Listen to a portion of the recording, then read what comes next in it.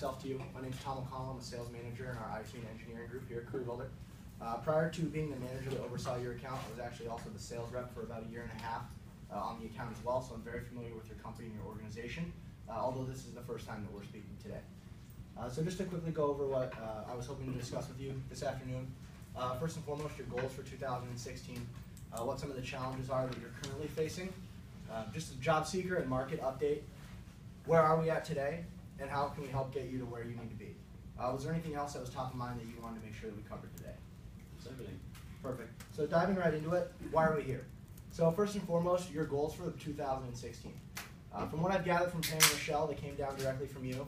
The biggest goal is a 20% increase in contract completion for 2016. What does that mean? Based on your 2014-2015 revenue, we're looking at a potential $4 million worth of growth. In order to accomplish that, we're going to need 400 additional contracted employees. So with that being said, let's take a look at what we're doing today. Over the past year with Career Builder, we're your only paid resource right now. You've done 279 job advertisements with us, as well as your basic LinkedIn profile searching to try and fill your positions. This year, you've also implemented App 1 as your ATS system. So looking at your numbers over the past year, you had 300 open positions that you were looking to fill, and we were able to help you fill 210 of them. So normally, we would say 70% is a pretty good number, but in terms of getting contracts completed on time, we're not where we need to be. We looked at about $500,000 in overtime being spent. In order to get where we need to be this year, we need to hire 400 people. So Frank, do you agree that we need to do something different today in order to achieve this goal of 400 additional contracted workers for the course of the next year? Yeah, thanks for spelling it out. Perfect. So before we dive into how we're going to help you do that, let's talk about some of the things that we're struggling with today. So these are some of the direct quotes that I've gotten from Michelle and from Pam over the last year of working with your account.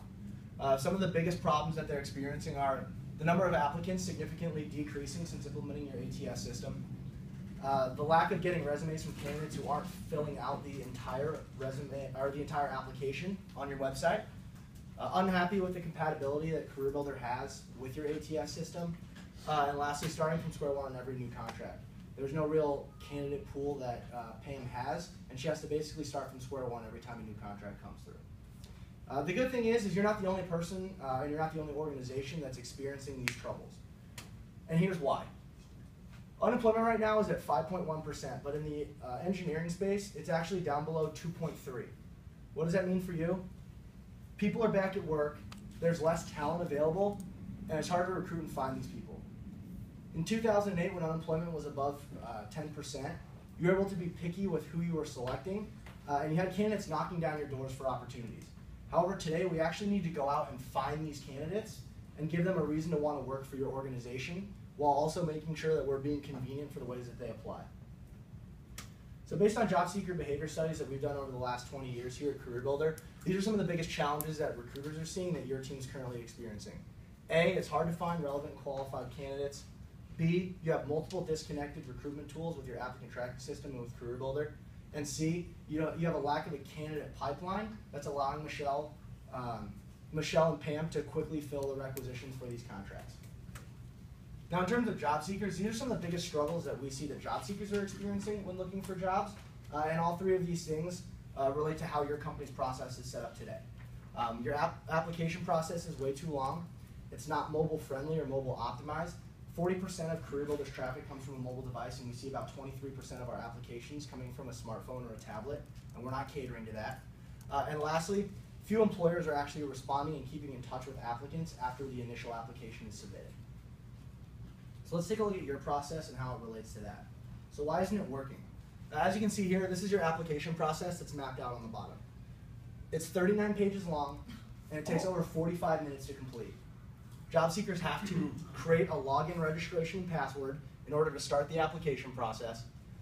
It's not convenient, and it's not mobile friendly. So these are some of the biggest struggles that we're facing today. So Frank, if you were to put yourself in a job seeker's shoes, and you were one of the people that was currently employed and potentially looking for a new opportunity to switch to, would you be willing to fill out this full application process? Right now, it seems a little bit long now that I'm seeing it drawn out like that. Yeah, absolutely. And so it's actually had a really diverse, a really impactful effect on the number of applications that you're receiving for your current jobs right now. So Pam has mentioned that the number of applications has dipped since implementing their ATS, and she's absolutely right. You've gone from an average of 65 applications from prior to implementing to now less than 22 per job. If you look at this chart here on the bottom, these are the number of applications that you received on average before, and then on the right-hand side is after. So the analogy that I like to use for this is, Frank, are you familiar with shopping on Amazon.com? Yeah, just bought a baby bouncer on Amazon.com. Perfect. So I love shopping on Amazon. Why do I like it? Because it's easy and it's convenient. All of my information in terms of shipping, billing, and credit card info is already loaded into my account, and in as little as 2 clicks, I can buy something and have it shipped to me. Here at CareerBuilder, we like to do the same thing for job seekers, allow them to upload all of their information to their account and quickly apply to jobs. But right now, you're actually sending them on to your website and not allowing them the ease of applying on CareerBuilder. So like for me on Amazon, if I'm being sent to another website where I have to re-enter in all of my information, I'm probably just going to go try to find it from another vendor. And that's what job seekers are doing to you. So before I jump into how we're going to combat this, I obviously want to explain to you why you should work with CareerBuilder as opposed to anybody else. So here are some of the top reasons. We have over 20 years of experience in working with job seekers and studying job seeker behavior. We operate in over 30 different languages across the globe, and we host over 1,000 different career sites around the world. But most importantly up here is that we work with 92% of Fortune 1000 companies. In order for us to maintain those relationships with those types of organizations, we have to hold ourselves to a higher standard and constantly adapt and change to the recruitment market. And the great thing is we're able to take the things that we're doing with those companies and scale them to a level to work with small to mid-sized businesses. So what are we going to do for you today? We need to, first and foremost, enhance the candidate attraction and candidate experience. We need to improve your recruiter experience because of your lack of integration. And then lastly, we need to make sure that the strategy that we're putting in place and that we're moving forward with is going to work. So how are we going to do that? Starting with candidate attraction. So right now, you're currently just advertising your jobs on CareerBuilder. We're going to continue to do that, but we're also going to provide your recruiters a way to go out and actively source for candidates. With the unemployment rate at less than 2.3%, most of these people are employed, so we have to find creative ways in order to reach out to them rather than waiting for them to come to us. In terms of your candidate experience, right now your application process is 39 steps in over 45 minutes. We want to simplify that and make it convenient for job seekers. We're going to create a page that's going to host all of your career opportunities, but more importantly, it's going to allow job seekers an easy way to apply, whether it's from a mobile device, a tablet, a desktop, or a smartphone. Once job seekers drop off their information, it's just going to be contact info, a resume, and what types of positions they're interested in. Now we want to have a way to re-engage with those candidates and make sure that MRA and GTA stay top of mind when it does come time for them to make a move. So what we're going to do is every time your organization posts a job that's relevant to what a job seeker is looking for, they're going to get an email about it. That way, when it does come time for them to make that change, you're the first person that they look to as their employer of choice. On the back end, Michelle and Pam have expressed frustration with the lack of integration between their Apple and ATS system and CareerBuilder. You invested a lot of money in this system in order to make your process more simple and efficient for your recruiters, but it's actually making it more difficult. Pam and Michelle have already expressed that they don't plan on renewing this applicant tracking system and they're going to be in the hunt for a new one. If you want something that's going to integrate with your only paid resource, why not utilize the system that's built by that paid resource for recruiters?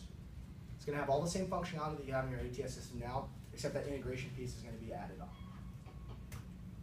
And lastly, data and analytics. We're going to make sure that we're actually creating a strategy that we know is going to work based on where job seekers are looking for jobs, where they're available, who your competitors are, and also what positions are working the best and we're seeing the most success with. And then what are some of the positions that we need to change? Because again, as the job seeker market adapts and changes, we need to do so as well. So how are we going to get started? So right now, Frank, again, we're looking at a 20% growth in contracts. We need to bring on 400 people in order to do so, and we're looking at a potential growth of $4 million. In order to do that, what I'm presenting today is that we roll out a 2-year full pre-hire strategy that includes not only your candidate attraction, but your candidate sourcing, your front-end application process for candidate experience, and then on the back end, implementing our applicant tracking system to make the lives of your recruiters easier.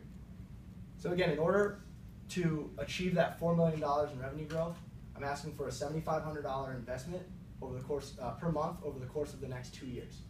In order to achieve that $4 million, does that sound reasonable?